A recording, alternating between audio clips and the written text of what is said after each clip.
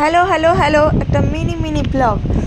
দেখো, সকাল সকাল উঠে বাড়ির সমস্ত কাজকর্ম সেরে আমি চলে যাচ্ছি বাপের বাড়ি, কারণ আজকের খাওয়া দাওয়াটা বাপের বাড়িতেই ছিল। তো আস্তে আস্তে আস্তে আস্তে রোদের মধ্যে হেঁটে হেঁটে যাচ্ছি। বাড়িতে গিয়ে দেখি অলমোস্ট মা সমস্ত জোগাড়যন্ত্র করেই ফেলেছে।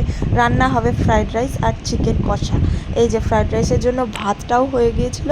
তো মা বললো ভাতটা সামান্য নরম হয়ে গেছে, তাই একটু পাখার হাওয়া খাইয়ে ভাতটা শক্ত করতে দিয়েছি। তো গিয়ে দেখলাম মা উনুনে রান্না করছে চিকেন কষা। তো মায়ের হাতের চিকেন কষাটা তো দারুণ। সব সময় মায়ের হাতের রান্না সবার ভালোই লাগে, এই নিয়ে তো নতুন করে কিছু বলার নেই। তো যাই হোক, মা চিকেন কষাটা করে নিল, আর আমি ফ্রিজ খুলে একটু খেজুর খেয়ে নিলাম। তার মধ্যে আমার পতিদেব এসেছিলেন, ছেলের জন্য কিছু চকলেট মিষ্টি এসব নিয়ে এসেছিলেন। আমাকে বললো এগুলো ফ্রিজে রেখে দাও। কিছুটা সোনাকে দিলাম।